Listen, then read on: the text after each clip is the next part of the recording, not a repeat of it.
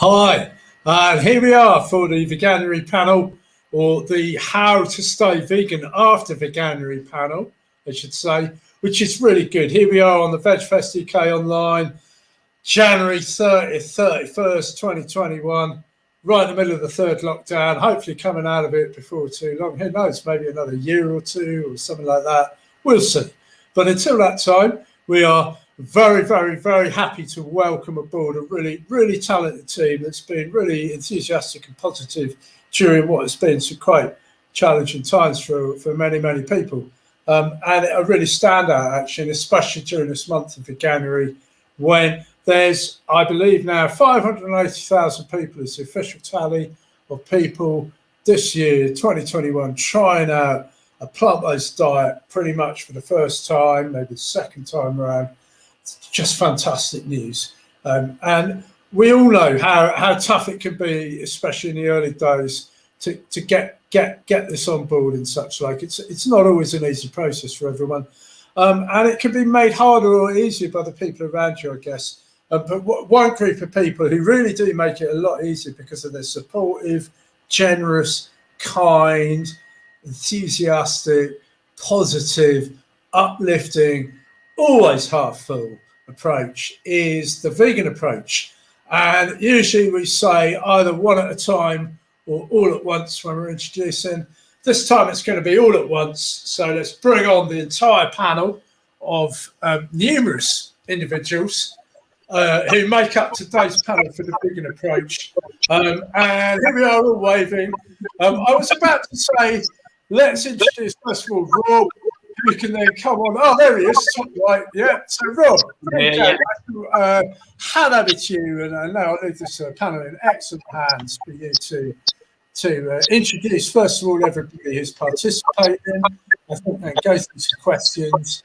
There'll be opportunity for panel audience to ask questions in the comments section. If they don't get attended to straight away, they will be later on Facebook in the comments. We can have a chat later. So, Rob, over to you. Without further ado, thank you very much. Thank you. Thank you very much, Tim, and what a great intro. So, hi everybody. We're here today to help. In particular, the Veganuary participants stay vegan. So that's us for an hour. So if I just start with introductions, we've got quite a mix of people here, and we've got about 6 or 7 questions to go through. So first of all, I'll introduce Charlotte. Would you like to do a quick intro yourself? Yes, thank you. So, hi, I'm Charlotte. I'm 32, and I first took part in Veganuary in 2015. So I've been vegan for 6 years now. So I really hope to give you some tips on how you can stay vegan after Veganuary. I'm a personal trainer, and I have competed in bodybuilding shows. And I just want to prove that you can get fit, stay healthy, and get a great physique and have tons of energy whilst living on a plant-based diet. I recently just had a baby 8 months ago, and I'm raising him on a vegan diet as well. So we've just started weaning, so lots of fruit and veg and stuff like that. So yeah, thanks Rob for introducing me. Lovely, thank you, Charlotte. And go around my screen next. Diane, would you like to do a quick intro of yourself? Yeah, hi, I'm Diane from Animal Aid. I work in the education team. So Animal Aid is an animal rights organisation. We started in 1977, so based here in the UK. And so we campaign against all forms of animal cruelty. Obviously, one of the main things is animals used in food, whether it's meat, dairy, eggs. And we campaign for a vegan diet and help people to stay vegan too. So I work, as I say, in the education team. I'm the school speaker training officer. We have an amazing network of volunteer school speakers who go into schools throughout the country, giving talks on animal rights, on veganism, and giving vegan cookery demonstrations. Obviously, they're not visiting schools at the moment, but we've adapted to the situation with COVID, and we're giving remote talks and they're proving to be really successful. We also have lots of resources, free resources that teachers and individual students can use as well. And I've been vegan myself for quite a long time, for 37 years. I worked out the other day. And that time's just flown by. I've seen a lot of changes, and I brought up my children as vegan too. Lovely, that's great. Thank you very much, Diane. And Liz, quick intro from yourself, please. Okay, well, I'm Liz, obviously. I'm a volunteer with the Vegan Approach, and I've had a varied career. I've worked in the NHS as a health professional, but I've also been an information analyst. So I'm really sort of keen on evidence, basically, to support what we do. And I've always been interested in nutrition. When I first went vegetarian about 46 years ago, I sort of wanted to do it properly. So I researched all of the food that you could get then. And then about 15 years ago, when I went vegan, I did the same thing as well, and sort of went vegan over a period of about 6 months or so, because I wanted to make sure that what I was doing was nutritionally, good. And I've now sort of taken a University of Winchester plant-based health professionals certificate in plant-based nutrition, and the talks I give at festivals are often about nutrition, as well as actually practical tips on going vegan. That's me. That's lovely. Thank you very much, Liz. And the Sacred Space team, do you want to introduce yourselves? Hi there. Hello. We're Sacred Space. We run a little vegan restaurant in Hebden Bridge, and we also do bird rescue, and we're all vegan.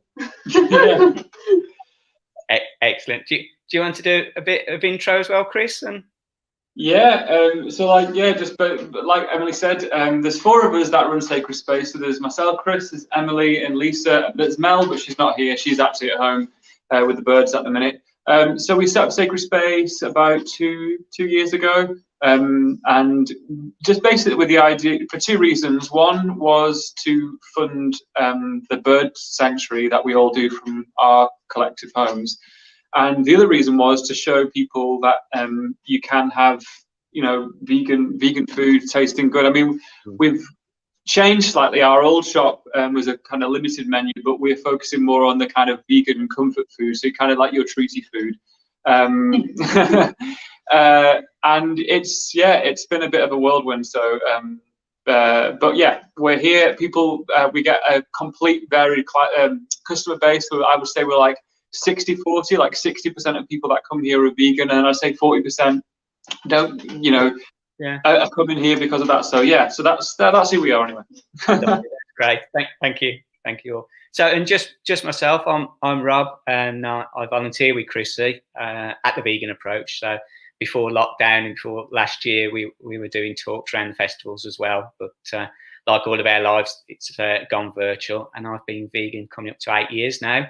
And I think I said on the Veg Fest website, I try to encourage people, friends and family, to go, to try vegan through hopefully my fun and friendly approach. So that's how I approach my activism.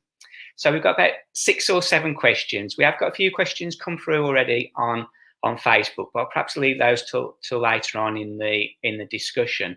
So really the first question was, and for all of us, and I just go around various people, but what motivates us to stay vegan? So maybe Charlotte, going in alphabetical order, just for yourself, what motivates you to go vegan?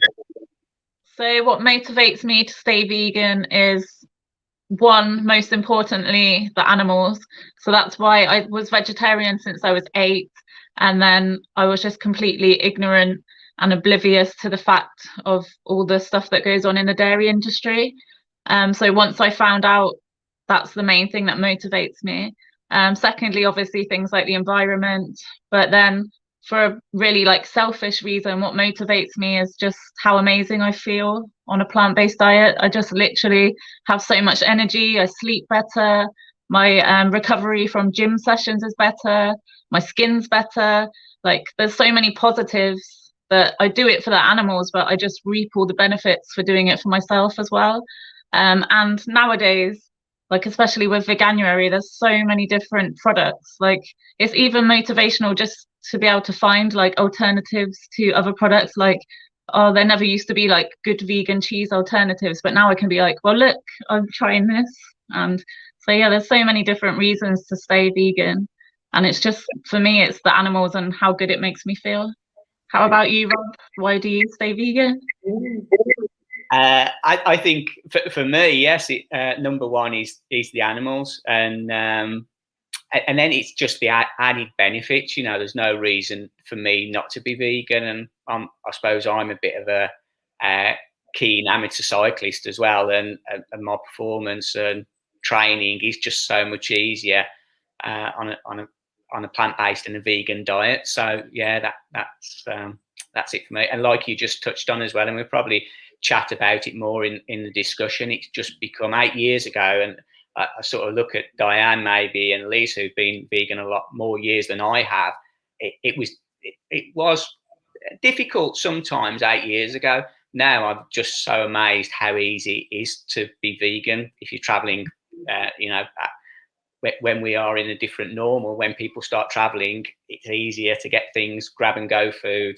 Supermarkets have got abundance of vegan food now, haven't they? So yeah, I don't really personally need, I'm motivated enough, and it's funny, friends and family now sharing vegan products on social media with me, telling me what, and they're not vegan, but that's how things have really changed in the 8 years I've been vegan. So what about you, Diane? What about you? What motivates you to stay vegan? Well, like you and Charlotte, of course, it's the animals. Yeah, that was the reason that my husband and myself became vegan in the first place, and brought our 3 kids up as vegans back in the 1980s. We'd only been veggie for about 3 years, and we happened to come across a Vegan Society magazine. Originally, we'd been a bit scathing about the idea of being vegan, didn't really know much about vegans, what these strange people were. But then when we found out about the fact that to have milk, a cow has to become pregnant and the calf's taken away from her, we were absolutely horrified. And that is in spite of me being brought up in Uttoxeter, that's a small market town in Staffordshire.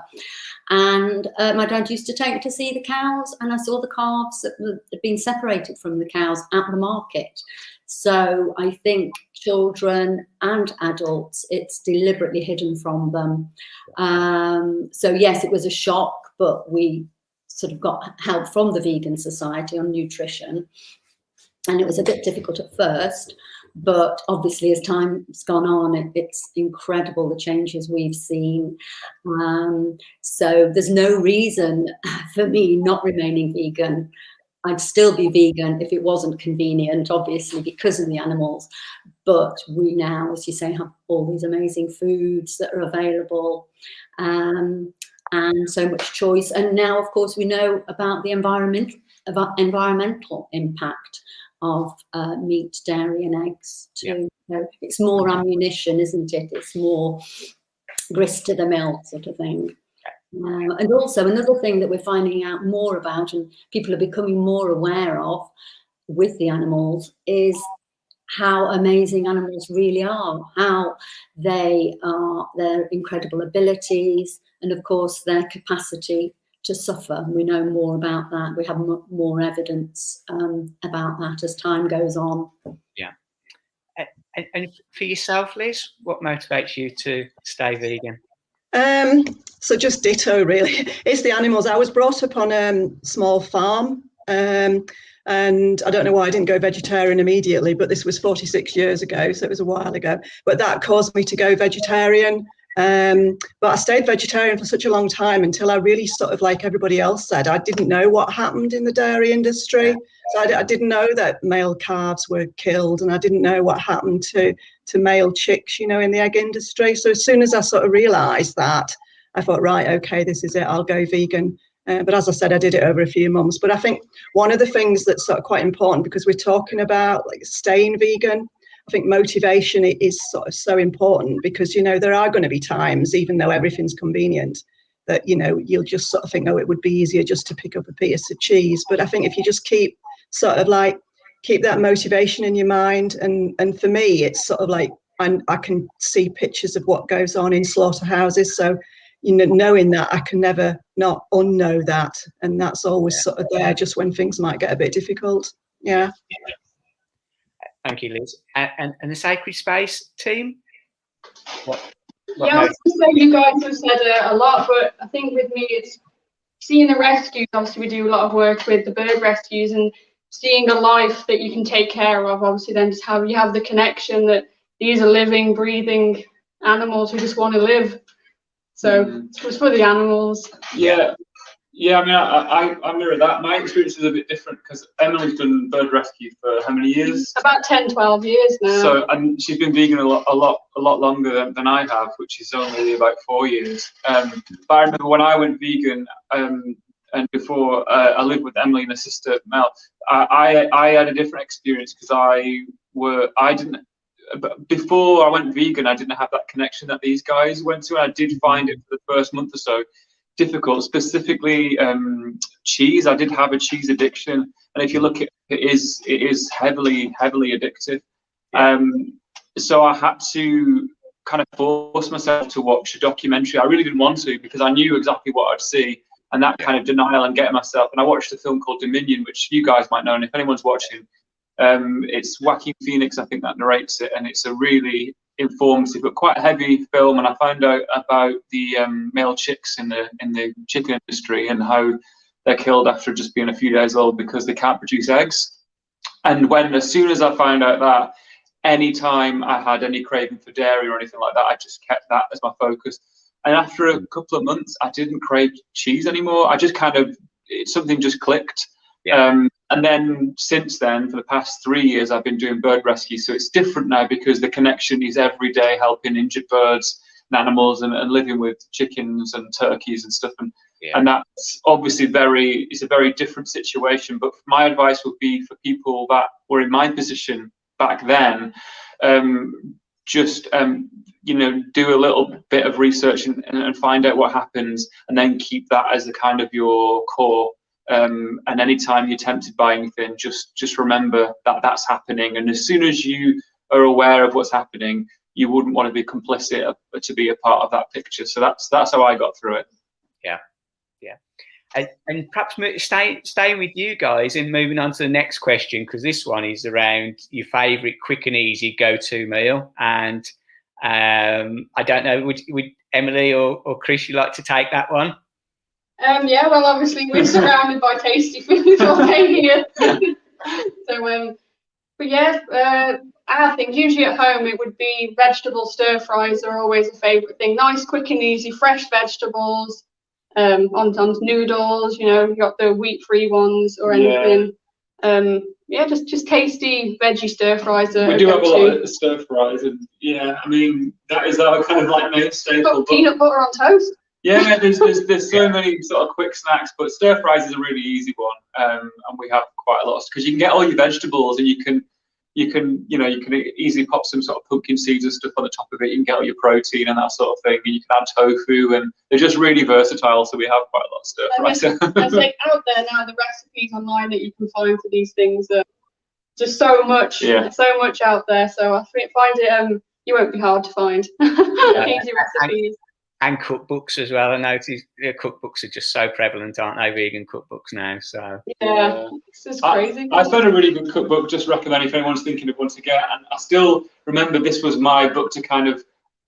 I had that kind of like light bulb just flick up to thinking this is really easy. It was the Bosch book.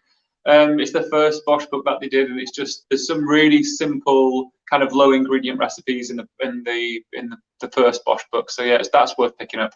Yeah. Okay, that's great. Thank you very much. Charlotte, what about for you? Just carrying on. Also, if you follow Bosch on Instagram, they quite often post good recipes, and they post like videos how to make it as well. So they're really good to follow. For me, I love a good stir fry as well. I love like making a Buddha bowl, so it's just so quick because you can just throw like chickpeas in, lettuce, salad, some avocado. some nooch on top. Also, I love a good smoothie, so loads of fruit and veg mix up, maybe add some protein in if it's after a workout. And then on the weekend, I try and eat healthy all week, but now because there's so many good vegan options, like in the supermarket, on the weekend, like pre-COVID, we used to like go and find a new vegan cafe every weekend and try something. So we'll have to come to Sacred Space, and then, or we just go to Tesco. You can buy like a pizza or burger, like vegan burger. That's just quick and easy. Like, even I don't really eat them myself, but even like a vegan ready meal, there's so many options nowadays. Like, the variety, you can pick up so many different things. And like, I think there's probably not even a supermarket that hasn't got its own vegan range now as well, is there? So how about you, Diane? What's your favourite go-to? Oh gosh, so many really. Obviously, if somebody's new to veganism, then I would recommend doing a vegan version of what they really like, but also trying maybe a different recipe per week if you can. Perhaps at the weekend, try a new recipe, as Chris said, maybe from the Bosch book or something like that, or something online. For myself, I really like, and our whole family, we enjoy curry quite a lot. So a dal, particularly a red lentil dal, which is really quick to make, fantastic quick and easy. And you don't need loads of different spices, just a few basic spices. You can vary it, so you can add a can of coconut milk to it, add fresh coriander at the end, and a dollop of vegan yogurt. You know, you can dress it up more to make it look really attractive. And as Charlotte mentioned, with the Buddha bowls, it's nice to have a little bit of texture with the food you're creating. So even some toasted almonds on the top, you've got the extra nutrition, texture, and it looks lovely. If you've got the time, you could do a couple of different curries, a dal and maybe a spinach curry as well, spinach and potato. Or another one we really like, again, really easy, is spinach and chickpeas. So, you know, it's nutritious, it's quick, it's absolutely delicious. So, and even young children tend to like a mild dal, so you can, you know, separate it out as well. Works quite well. And last but not least, for yourself? I think, well, I've always loved Italian food, so it was one of the things when I went vegan, I thought I just want to carry on having things, you know, like lasagna, etc. So my quick and sort of easy go-to meal is probably just pasta, so spaghetti or penne or something like that, and an easy sort of tomato sauce where you can just throw any veg in. And then I'd add something like borlotti beans or edamame beans, which you can get, you know, like frozen soya beans at any supermarket, and they're really, really nutritious. And if you don't really like sort of tomato sauces, you sometimes do a creamy sauce made out of cashews. So just soak some cashews in water for 5 minutes or something, and then blast them in a food processor, and then just add those towards the end, and you've got a creamy pasta sauce. And that's really nutritious as well. And just add some sort of, you know, nooch or, you know, Engevita yeast flakes, as we call them sometimes. And you've really got a quick pasta in about top 20 minutes from start to finish. Yeah. So I think the message is to people that they can veganise, so to speak, their meals that they had that were non-vegan, you know, and to consider that perhaps. So next we're going to talk a bit about nutrition, and perhaps looking certainly towards Charlotte here as a young mum and a fitness professional, and Liz with your plant-based health certificate from Winchester. So maybe just starting with yourself, Charlotte, what sort of tips would you have for nutrition tips for new vegans? So obviously you need to have like a balanced diet. So the main thing that people worry about when they turn vegan is maybe protein sources, because it's drummed into us, like especially if you're in the fitness industry, that you need to be eating a lot of protein, whether it's chicken, fish, that kind of thing. So maybe have a look at your protein sources. So top vegan ones would be tofu, tempeh, if you eat soya, and edamame beans. Then you've got things like vital wheat gluten. So it's what you make seitan from, and that's really, really high protein. Then obviously you've got all your nuts, even things in vegetables, like there's protein in things like broccoli. And then obviously in broccoli, you've got all your iron, calcium as well. You can get so many, if you need something like really quick after a workout. So if you're used to having protein shakes, nowadays vegan protein shakes are just as good as whey protein. It tastes as good. You can get that many different flavors as well nowadays, because before, when I first turned vegan, you could only get like natural flavor, whereas now you've got all your chocolate, your cookie dough, everything like that. Also legumes, so lentils, beans, they're full of fiber, full of protein. So yeah, and then if you need like carbs around your workout, you've obviously got so many vegan choices, things that you would probably eat anyway. So oats, bananas, pasta, sweet potato, fruit and veg. You just need to make sure that you're getting a wide variety of foods, but there's absolutely no reason why you can't get your protein and all your vitamins and minerals. One thing that lots of vegans eat is what we call nooch, which is the Javita flakes, and they're fortified with B12 if you buy the blue tub. And also plant-based milks, they're often fortified with like vitamins, iodine, things like that. So hopefully that helps. Yeah, no, that's great. And is anything else to add, or any other tips?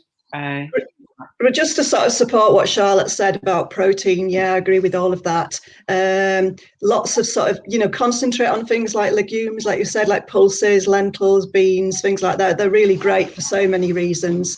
I think one of the things that I wanted to sort of say as well, because you can go vegan for the month of January for Veganuary, and you could live the whole month on sort of ready meals from the supermarket and not sort of think about nutrition at all. If you want to stay vegan, it's worth thinking about nutrition just a little bit, because everybody needs to plan their diet a bit and just have a variety of whole foods a lot of the time, and then you can sort of you've got space to have some ready meals as well and some takeout stuff. So it's just getting the balance right and having things, just make sure that you're getting enough calcium.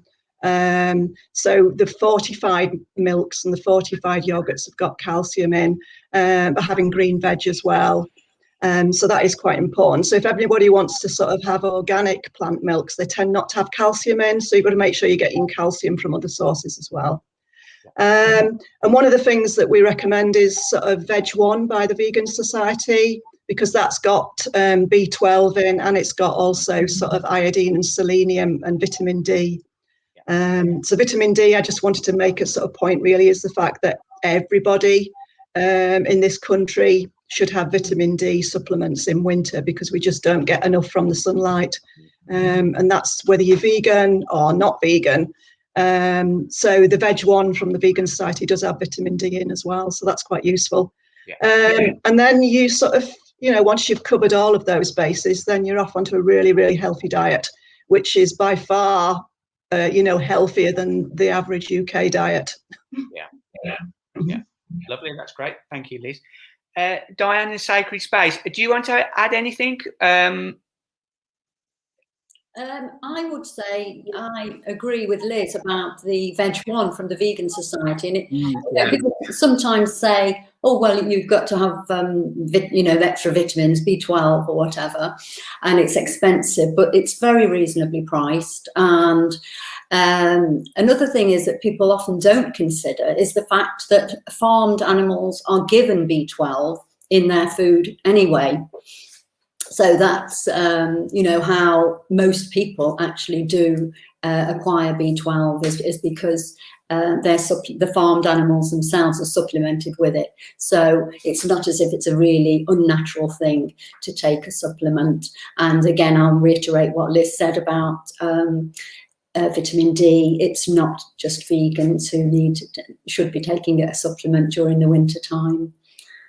Yeah. Lovely, thanks, Diane. And just like Sacred Space, have you got any nutrition tips to give? Yeah. I think a lot of it's been covered. I agree with what Liz and Diane and everyone else has just said. Is that the main thing really is just to make sure you are eating a balanced diet. you know, we work in a shop where we're selling a lot of kind of fast food and comfort food, and it is good, especially if you're transitioning to be able to have that option every couple of weeks to kind of, you know, to not have that fear of missing out. But your diet should be for a kind of continue on with it, and to you know, to make it that it is something that you do, is just make sure that you're eating a mix of foods. And regarding sort of nutrition, stuff like nutritional yeast, which has been mentioned, throw things on top of your dinner. So like if you make like a stir fry or a curry, get some chai seeds, they're really good, and some nutritional yeast, which is, make sure you get, if you do get the nutritional yeast, the one that's fortified with B12, because you can get some that aren't, and it says it on the packet most of the time when you buy it. Yeah. And just throw that on top of your dishes, and just make sure it's a well, you know, you're eating well-rounded meals, really. So yeah. Yeah, here we go. Diane's got some. I love that, actually, on top of pasta dishes. You're on mute, Diane. So yeah, no, that's lovely. Thank you. I was just saying it's really tasty as well as good for you. Yeah, sorry about that. No, that's fine. So our next question is probably just really for Diane and Charlotte, more than anybody else on the panel. So can you tell us about a challenge you've experienced as a vegan parent and how you overcame that? So I don't know who wants to answer that first. Are you happy to do that, Charlotte or Diane? Yeah, I'm completely happy.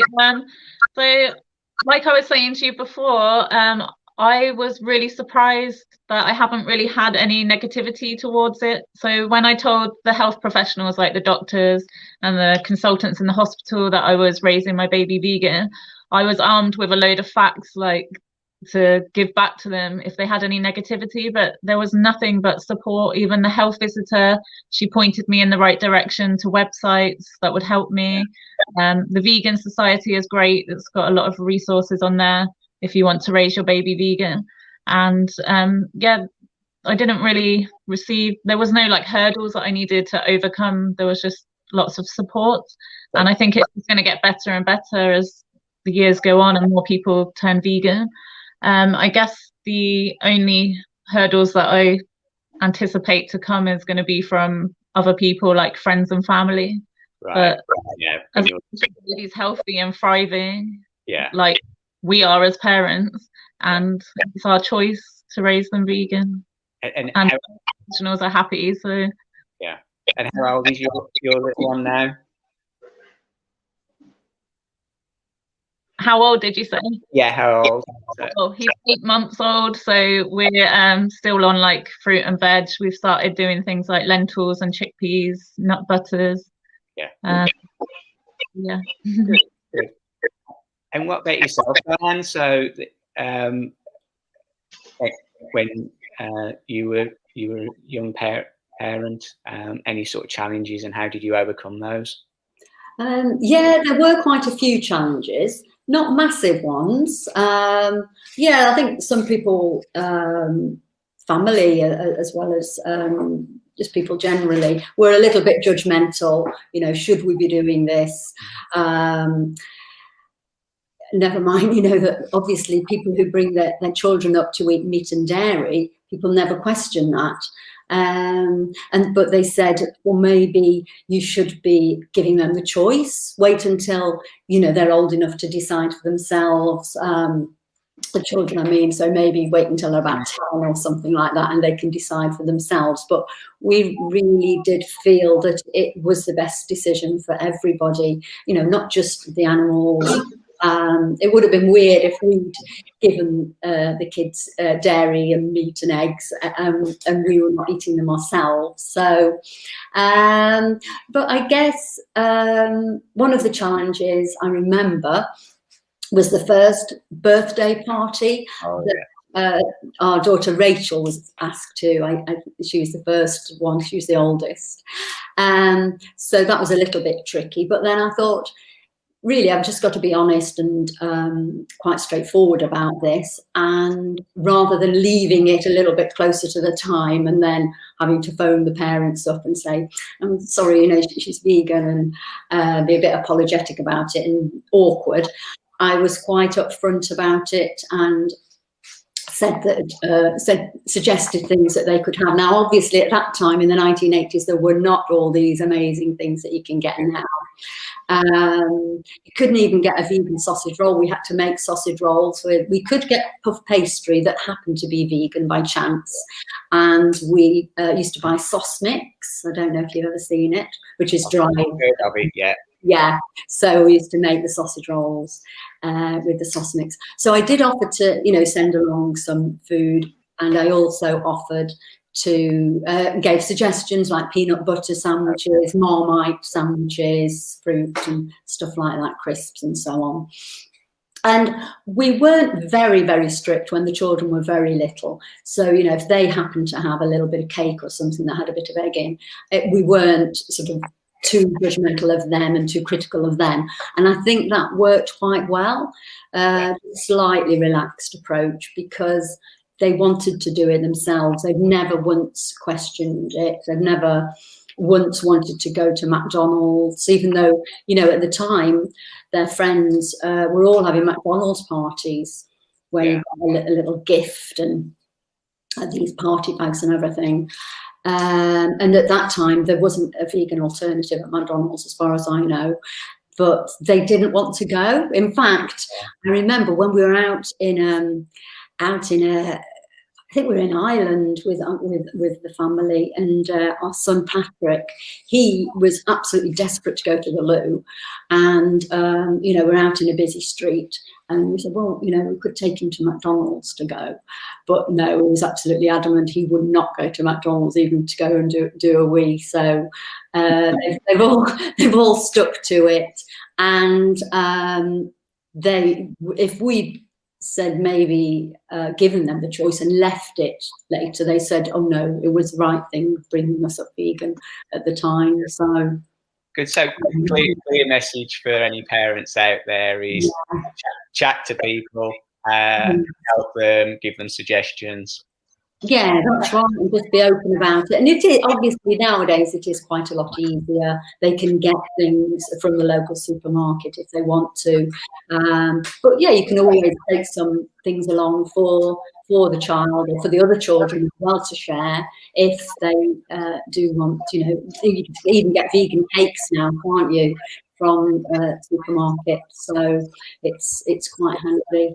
And we've got one of our children now, Rachel. She's got 2 children herself, and she's bringing them up as vegan too. And it's nice to see them living healthily on the vegan diet. Oh, that's great. Can I just add? I just wanted to add a couple of things there, Rob, if that's okay.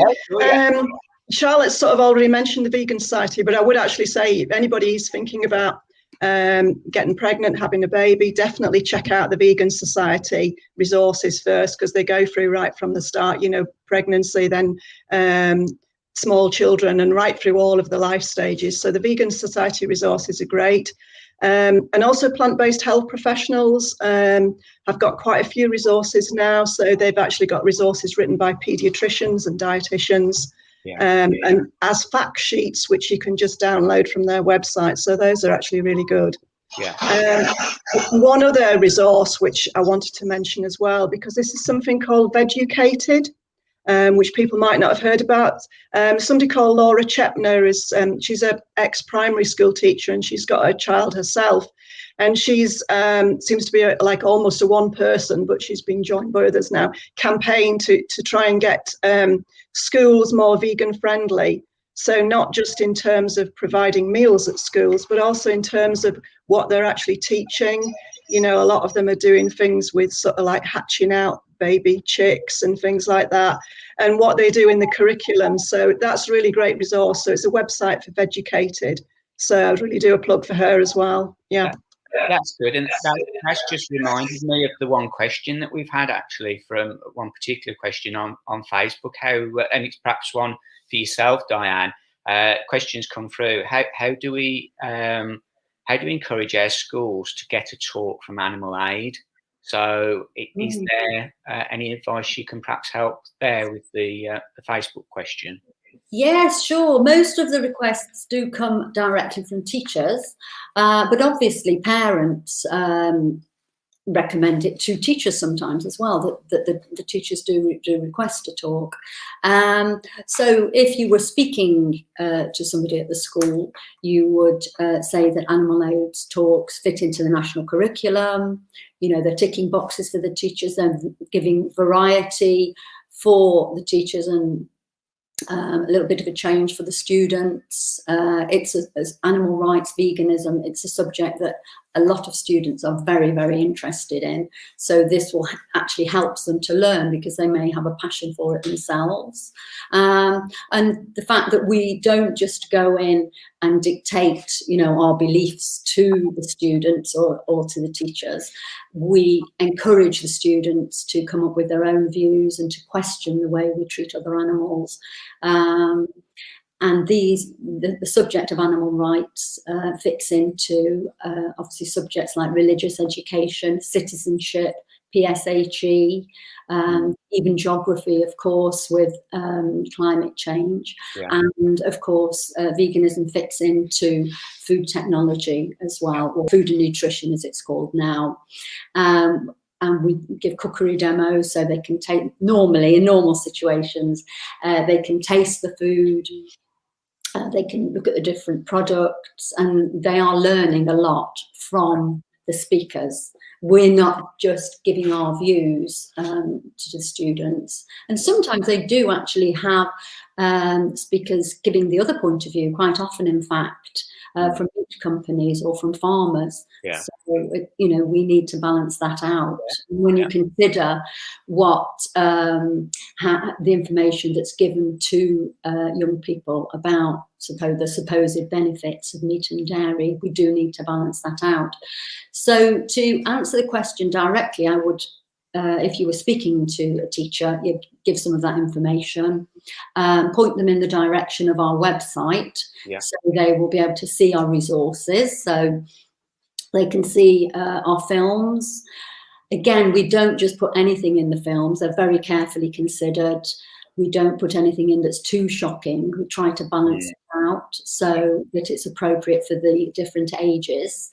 So when we talk about animal rights and veganism, we're talking usually about secondary schools. Yeah. So from age 11 upwards. But we do now, we have started to give some talks on veganism and some vegan cookery demos in primary schools. So that's really encouraging. We haven't actually encouraged that ourselves. Normally we send out letters to the schools because that works best. We haven't actually sent out letters offering these talks, but teachers have come to us and asked us for talks for little ones, specifically on veganism. So that's really encouraging. Normally with the little ones, we're doing a session called Animal Kind. We have a program called Animal Kind, so encouraging them to connect with the animals they see around them. You know, the mini beasts not treading on the snails and the worms and things like that, helping pigeons, and respecting any companion animals, any pets they have. But things are really moving on, so that's encouraging. So if the teacher did want to talk, they can either email us, so info@animalaid.co.uk, or they can go onto the website animalaid.org.uk, go to the education page. They can see the resources there that we have, and maybe watch one of our films to see if it's appropriate, and they can book a talk. As I say, at the moment, they're all remote talks, and we are obviously looking forward to actually getting back in the classroom, but these are working quite well in the meantime. We're only doing remote talks for secondary schools at the moment, not for primary. Lovely, thank you for that, Diane. I think that's answered our Facebook question that we had come in.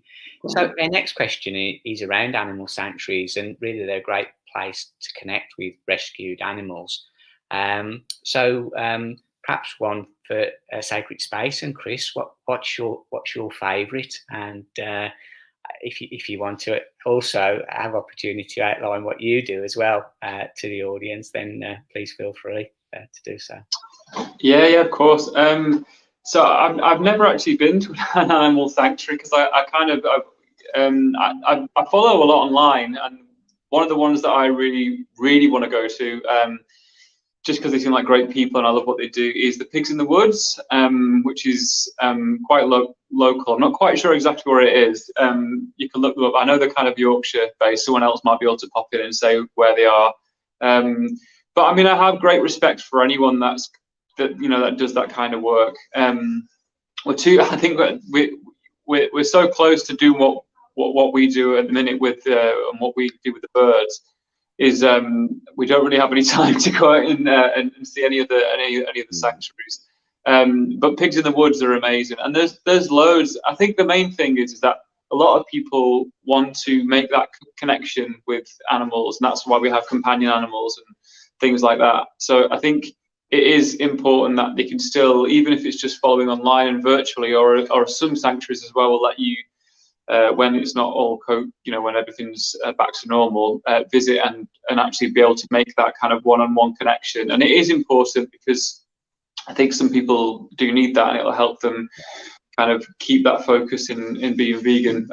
But yeah, I mean, what we do, so there's me, Lisa, Emily, and Mel. I had done bits and pieces rescuing birds, and I used to always bring them to Mel, which is actually how I met Mel and Emily. I'd find pigeons in the park and stuff, and just couldn't leave them there. And this is pre-vegan as well. This is like, I was vegetarian for maybe between 10 and 15 years. And I used to find pigeons, then I'd bring them over to Mel, and I found out what they were doing, which I now obviously do with them. And it is quite easy to do. I mean, I think anyone can do bird rescue. It doesn't really matter what situation you're in. So we don't have a sanctuary. We do everything from home. Literally, we have everything set up at home. We've got a little bit of a backspace. It's not even a garden. And then we have our spare room, which is just full of injured pigeons. And then they get whatever their ailments are, they get rehabilitated and then put back into the uld, or some of them are disabled and we have to find them sanctuaries and safe spaces. There's loads of people who we work with all around the UK who have those kind of big, lovely aviaries, which is one day that's why we opened the shop, is that in our 5-year goal is to have that kind of space for disabled and injured birds. And you're on social media, aren't you, Chris, if people wanted to follow you on? Yeah, so we've got, we're on Instagram, so if you search Sacred Space Coffee, we post up lots of food stuff, but we also cut that up with stories and things about our rescues. So every week, we have new rescues, lots of pigeons, and we actually recently got a jackdaw who was attacked by a cat, and his wing was just a real state, but he's managed to recover from that injury now. So we're hoping in the next month or so that wound will fully heal, and maybe he could be released back into the wild. So if you want to follow stories like that, it can be sometimes it's quite nice to see, and you can sort of see the work that we do. So we post up about our rescues and also food as well. So it's Sacred Space Coffee on Instagram or Sacred Space Hebden Bridge on Facebook.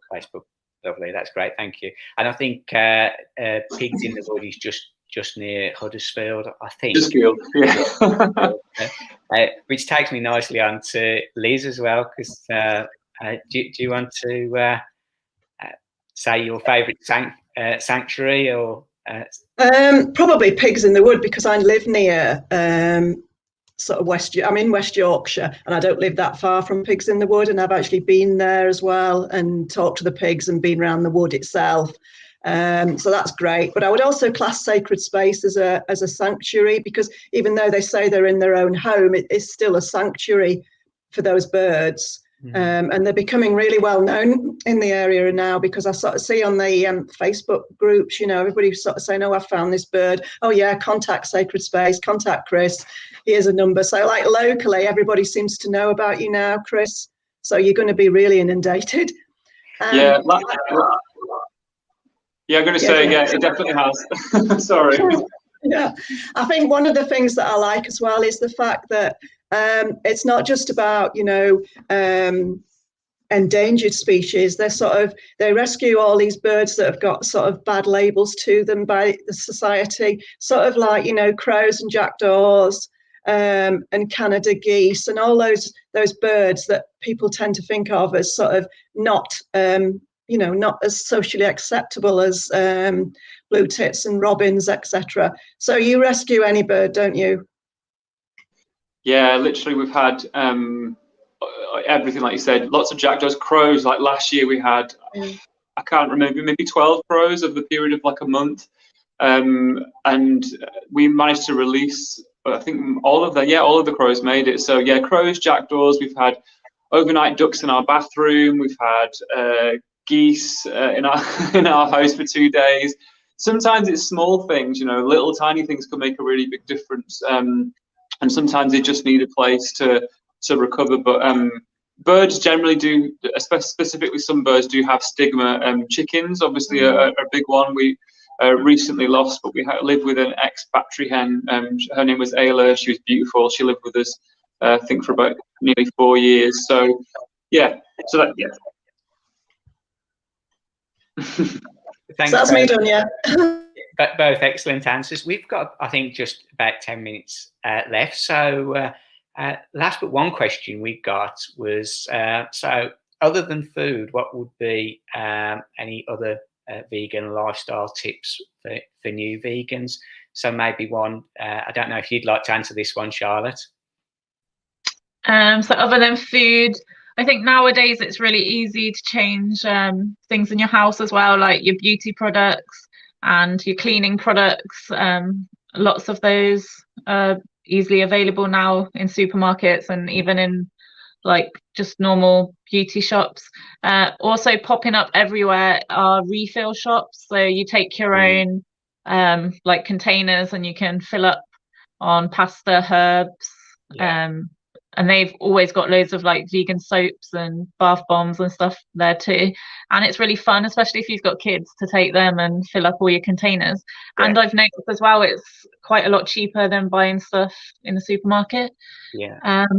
In terms of fashion, things like obviously avoiding leather and things like that, but quite a lot of like the high street brands, they sell like non-leather shoes now. So like New Look, Marks and Spencer's, even they're just so easy to buy. Dr. Martens, they do vegan shoes. I think as like veganism gets more and more popular, I mean, I prefer to shop small and support like small local businesses, but if you've just started being vegan and you just want like the ease of shopping, it's just so easy to swap everything, like your toiletries, your clothes. But yeah, I'd recommend checking out like local refill shops. They're great. Yeah, they are, aren't they? Yeah. And I always say when we were doing our workshops and talks before it, I think as time goes by, after you are vegan, you don't become more vegan, but you just become conscious about the choices and the decisions and the purchasing decisions you make on animals, people, and the planet, don't you? So, and anything from you, Diane, I suppose, in the years you've been vegan, you've seen vegan lifestyle change, haven't you? You got any tips you'd like to share with our audience? Yeah, I think it's really thinking about your life and the impact that little things that you do can have on other animals, really.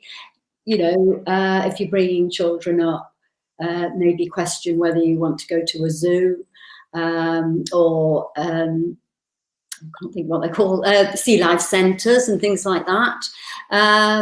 You know, I certainly wouldn't want to go to them. And although it is amazing to see animals close up, there's a lot of suffering involved for those animals. And okay, you don't need to give a child all the details about that, but just to explain the reasoning why you wouldn't want to go to a zoo or a sea life centre and things like that. If you're really thinking about taking on an animal, take on a rescued animal, don't buy any animals, don't go online to buy a cat or a dog or a rabbit. Go to one of the rescue centres that may well be inundated with unwanted animals, and obviously you have to think hard and long about whether you do want to take that responsibility. But there are so many things that you can do to help animals, and as you said, Rob, you know, you don't want to be giving your money to people who are making profits from exploiting animals. Give it to people who are trying to help them. So there's loads of things like that, really.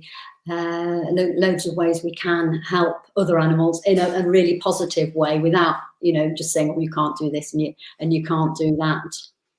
Yeah, lovely. Thanks, Diane. So our last question for this afternoon, and this is for all of us. So if you had just one tip for a new vegan, what would it be? So I'll just go around my screen. You're in the top left-hand corner, Diane. So top tip for a new vegan. Well, I'd say get in touch with the Vegan Approach, really, or, well, something similar for support, because obviously you give amazing practical support, ideas on food, ideas on information on nutrition, lifestyle choices. So an organisation like yours will give the support, and you'll have that connection with other people who feel the same way as you. I think it's important to have a connection with other people who have those same beliefs. It's really important. When we first became vegan, obviously there was no internet. There were magazines that we could send off for. We did feel quite isolated. It was difficult. Luckily, both Pete, that's my husband, and I, we felt the same. We both felt as strongly about it. But some people, they may have a partner who doesn't share their beliefs, and they can feel very, very isolated. So I would say connect with other people at the moment online, but as time goes on, you know, we will get back to some form of normality. You'll be able to go to vegan meetups. You'll be able to go on demos if that's what you want to do, and yeah, connect with others who feel the same way. Yeah, lovely, thank you. Charlotte, for you, top tip for a new vegan? It's quite similar, but I was going to say, if you use social media, then follow lots of vegan people on Instagram. Like, you can even just type in like hashtags like vegan food, vegan UK, and it'll come up with so much inspiration. If you can follow, one really good one is Vegan Food UK. They post different products like every single day. So it makes me well, it makes me hungry, but it makes me want to like go and search for those products. If you're into like fitness, you can find like vegan fitness people. If you're into fashion, like vegan fashion, like just something that will inspire you and keep you going, and make vegan friends so you can talk to them. And then when the world's back normal, go visit like Veg Fest and vegan cafes and talks.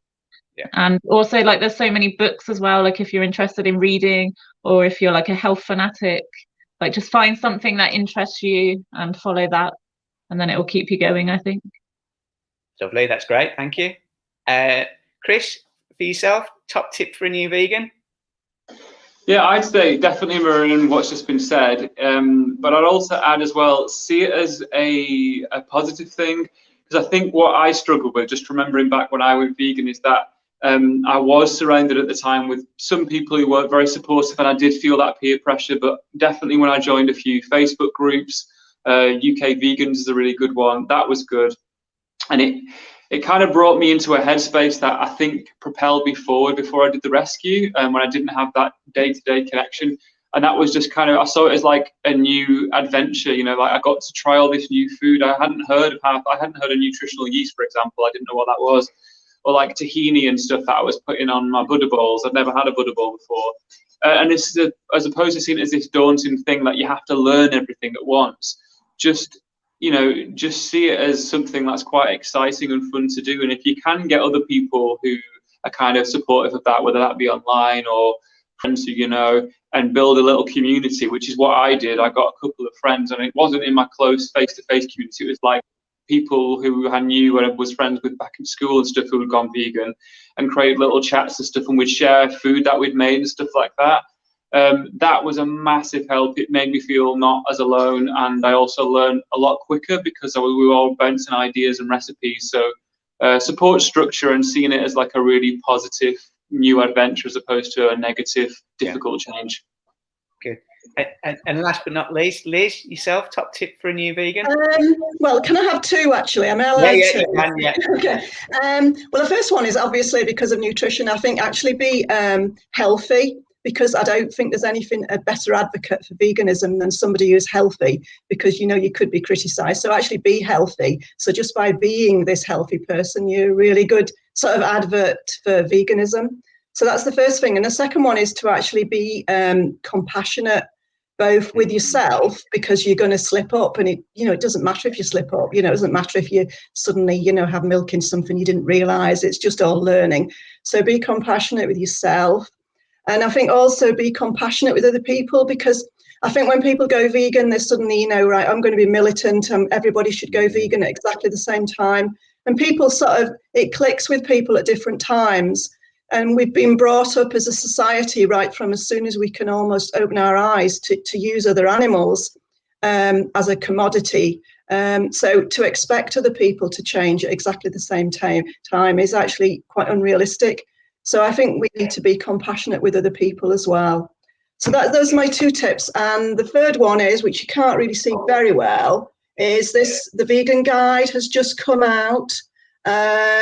Chrissy, who's a volunteer with the Vegan Approach, has written a bit about vegan parenting. Sorry about my camera, it's crap. But this is a brand new guide. It's got everything in you need if you're a new vegan. And we've got an offer on at the moment. If you go to the Vegan Approach website for free postage in this country by just putting Vegan Approach code in. And I think we can just stick that in the comments of the Facebook event. So there was actually free. I got free tips there, didn't I, Rob? That's fine. No problem at all. That's fine. And I think my tip would be, I think all the tips are great, and I think mine would be social, join groups, and be that fun, friendly vegan as well. So I think that we're an hour and 1 minute. Hopefully I've not overrun by too much. So I'd like to thank you all. I don't know if VegFest are going to drop back in. I think they are. But yeah, thank you all for your time today and your input. Thank you. Oh, that's brilliant. Well done, Rob. That is really, really good. A really interesting panel. I've been really lucky to get to listen to all of this stuff. Just sitting in the background, and Diane, you're going on about sauce mix. I felt a little bit like old school, it's a kind of dividing thing, isn't it? Although I hear it's making a comeback. But it's great also to see so many groups working together, and that's something that's really key. You were talking about the Vegan Society. You have so many good resources, and Chris Animal Aid, Viva, another group that recommend, all the groups in the UK pretty much working together. We had Veganuary on earlier, celebrating 580,000 sign-ups. I'm just going to mention, I think, this book here it's a useful book. It's a little bit further down the line. But the nice thing about the Ethical Vegan book is it's very friendly and supportive. So it goes a bit further into the ethics of veganism, which is something you don't always come across at the beginning. And on that note, too, I'd encourage people to just dabble a bit into some of animal rights theory. It's something I wish I'd done a bit earlier in my vegan journey. Somebody like Tom Reagan is accessible on YouTube. He's a very interesting philosopher. He's no longer with us, really, but helped shape that animal rights movement. Get active is something good. You were mentioning visiting Sanctuaries. It's good to get active. Join maybe a group and learn some of this stuff and teach. And here's my tips for food. Get yourself some nice chocolate, some good snack bars, some good supplements, some more supplements. And this kit's amazing. Don't be shy to get a ready meal or two made out of, certain nutritional drinks, especially if you're not feeling well, because that's a time when I think people can easily fall off the wagon to begin with, when you're struggling a bit. If you've been ill, you're not really feeling hungry, get some of that nutritional powders down you. So thanks, folks. Thanks for all your enthusiasm and coming on and sharing your tips today. Well done to the Vegan Approach for huge, inspirational and enthusiastic and positive, uplifting, supportive Veganuary, especially this last month. We've really noticed that. It's really good to see. And all the volunteers who do the teaching, Diane especially, I know there's a lot of volunteers you're in touch with, and all the people who help with the sacred space and the volunteers we got. So thanks again, folks. Thanks for a very very uplifting session. Well done. And I hope to see you all again another time. Thank you. Thank you. Thanks all.